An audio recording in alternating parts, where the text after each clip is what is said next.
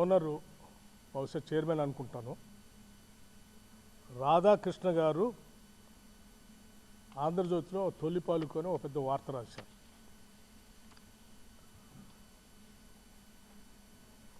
అందులో రాష్ట్రంలో బొగ్గు గనుల కోసమే కొన్ని వార్తా కథనాలు వండించబడతా ఉన్నారని వారు రాస్తూ దాంట్లో నా పేరును కూడా తీసుకొని వచ్చి వారు పెద్ద అక్షరాలతో రాశారు. ముందుగా అసలు సింగరేణి కాలరీకి సంబంధించిన ఆస్తులు బొగ్గు గనులన్నీ కూడా తెలంగాణ ప్రజల ఆత్మాది. తెలంగాణ రాష్ట్ర ప్రభుత్వం ఈ రాష్ట్రానికి సంబంధించిన ఆస్తులు. ఆ ఆస్తుల్ని, ఈ ఆత్మని కాపాడి భవిష్యత్ తరాలకు అందించడమే నా ముందు ఉన్నటువంటి ఏకైక లక్ష్యం. రాధాకృష్ణ గారి లాగా నేను ఏది పడితే అది మాట్లాడటమో, ఏది పడితే అది రాయటమో నేను చేయను. ఎందుకంటే నాకు కొన్ని బాధ్యత, ఒక విధానం కూడా ఉంది. ఎందుకంటే నేను రాజకీయాల్లోకి వచ్చిందే ఒక లక్ష్యం కోసం వచ్చాను. ఆస్తులు సృష్టించుకోవటం కోసం, వ్యాపార సామ్రాజ్యాలు విస్తరించుకోవటం కోసం, లేకపోతే అధికారాన్ని హోదాగా అనుభవించడం కోసం నేను రాలేదు. నేను ఒక ప్రత్యేక లక్ష్యం కోసమే రాజకీయాల్లోకి వచ్చాను. నా లక్ష్యం ఇక్కడ ఉన్నటువంటి ఆస్తుల్ని, వనరుల్ని, వ్యవస్థల్ని అన్నిటినీ కూడా సమాజంలో అన్ని వర్గాలకి సమానంగా పంచడం కోసమే నేను రాజకీయాల్లోకి వచ్చాను. దారి దోపిడిగారులు, లేకపోతే గద్దల్ లాంటి వాళ్ళు సమాజం మీద పడి పీక తింటా ఉంటే వాళ్ళని రక్షించడం కోసం, వాళ్ళ తరఫున మాట్లాడటం కోసం రాజకీయాల్లోకి వచ్చాను. అటువంటి నాకు నా జీవితం చాలా ట్రాన్స్పరెంట్గా ఉంటుంది. ఎవరికో ఏదో ఉపయోగపడటం కోసం దీంట్లో ఉప ముఖ్యమంత్రి పాత్ర ఉందని రాశాడు. నేను ఆయన్ని సూటిగా అడుగుతా ఉన్నాను వారి మీద గౌరవంతో. టెండర్ పిలిచింది సింగరేణి సంస్థ, ఆ బోర్డు. ఆ టెండర్లో ఏ కండిషన్స్ ఉండాలో బోర్డు పెడుతుంది, మంత్రి కాదు. ఈ మాత్రం కూడా జ్ఞానం లేకుండా నీకు తోసింది రాయటం కాదు. అట్లాగే ఇంకొక కాలం కూడా రాశాడు అందులో. ఆ కాలం ఏంటంటే సైట్ విజిట్ పెట్టారు, అందుకే ఆ పెట్టి దాంట్లో దానికి కావాల్సినటువంటి వాళ్ళకి ఇచ్చుకోసం కోసం పెట్టుకున్నారన్నారు.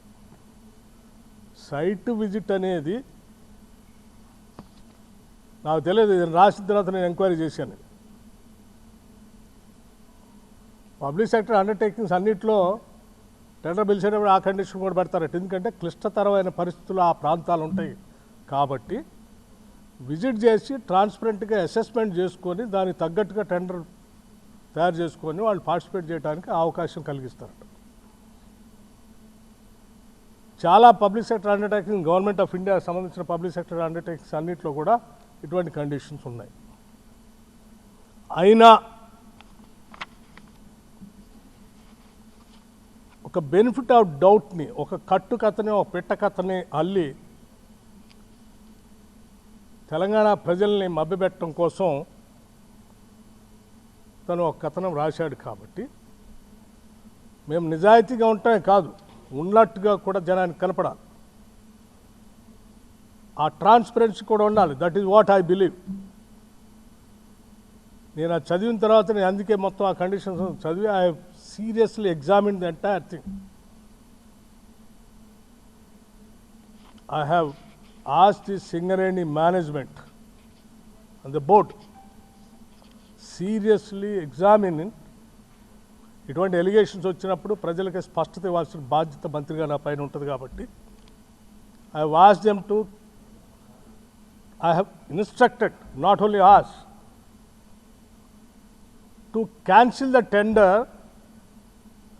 and go for a fresh tender with all the Government of India public sector undertakings లో ఏమేం కండిషన్స్ ఉంటాయో అటువంటి కండిషన్స్ అన్ని ఎగ్జామిన్ చేసి మళ్ళీ పిలవండి. Don't go by this same. ఇంతవరకు అంటే వాళ్ళు చెప్పింది సార్ టెండర్ ఇప్పుడే పిలిచాము, ఇంకా అసలు ఎవడు పార్టిసిపేటే చేయలేదు, అప్పుడే ఎవరికో ఇచ్చినట్టు ఎవరికో ఇవ్వటం కోసం దీంట్లో చేస్తున్నారని రాసిన దానికి మేమెట్లా బాధ్యులం అంటే నేను చెప్పాను that is a different part, leave it. ఆ రాసిన ఆయనకి ఎవరి మీదో ఏదో ప్రేమ ఉండొచ్చు,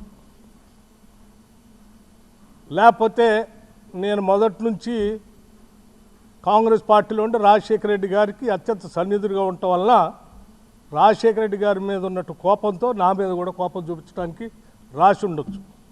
కానీ ఇవన్నీ రాష్ట్ర రాజకీయాలకి సింగరేణికి సంబంధించినవి కాదు, పాలనకు సంబంధించినవి కాదు.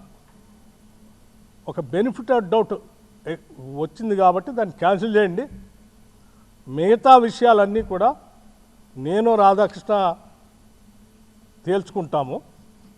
ఇది ప్రజలకు సంబంధించింది కాబట్టి ఇమ్మీడియట్గా యూ క్యాన్సిల్ ఇట్ అని చెప్పండి. I'm already instructed the Singareni board people to cancel it.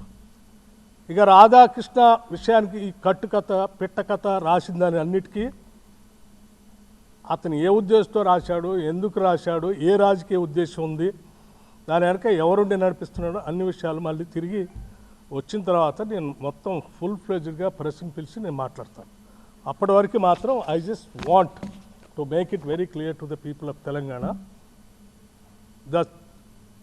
నేను ఈ బాధ్యతలో ఉన్నంతకాలం ఏ గద్దల్ని, ఏ దోపిడీదారుల్ని,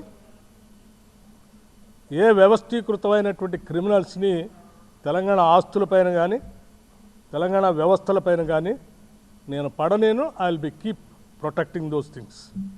I will stand for that. Thank you. Sir ఇది సింగరేణికి సంబంధించి అందుకే అన్నాను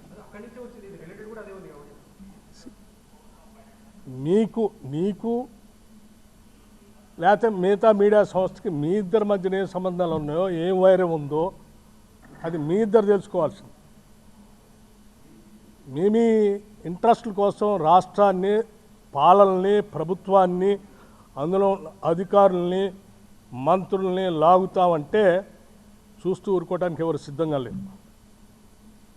ఈ ఆత్మగౌరవంతో బతుకుదామని, బతకాలని, ఆత్మగౌరవం లేకుండా ఈ సమాజాన్ని దోపిడీ చేస్తూ హింసిస్తున్నటువంటి వర్గాలకు వ్యతిరేకంగా నిలబడి ఆ వర్గాల ఆత్మగౌరవాన్ని సాధించి పెట్టడానికని రాజకీయాల్లోకి వచ్చా.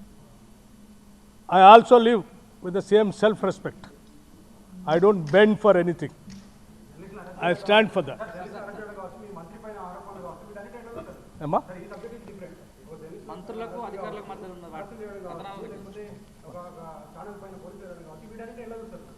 చాలా దురదృష్టం. That's what I'm saying. Any channel you cannot cook the stories and write. You don't have any right to spoil the image of other individual personalities. You cannot assassinate. What right do you have? After cabinet, yes. Now I have to rush to the Khammam and Amma. మా మంత్రులందరూ ఒక్క నిమిషం, మా ముఖ్యమంత్రి కానీ మంత్రులు కానీ ఈ రాష్ట్ర ప్రజల విస్తృత ప్రయోజనాల కోసమే పనిచేస్తూ ఉన్నారు. నీ అవసరాల కోసం వీళ్ళ మధ్యలో ఏదో కట్టుకథలు సృష్టించి విభేదాలు సృష్టించడం కోసం నువ్వు ప్రయత్నం చేస్తే నువ్వే విజయం సాధించలేవు. నీ చిల్లర కథనాలకి భయపడేవాళ్ళు ఎవరు లేరు. ఎవరన్నది అది? పేరు చెప్పండి. ఎవరన్నది? ఎవరన్నది? ఎవరు రాసింది? ఎవరు రాసింది? ఎస్. మరి ఆయన ఏడ కూర్చొని విన్నాడో, ఏడ చూసి రాశాడో నాకు తెలియదు. అది కూడా అడుగుతాను. Question of my self respect.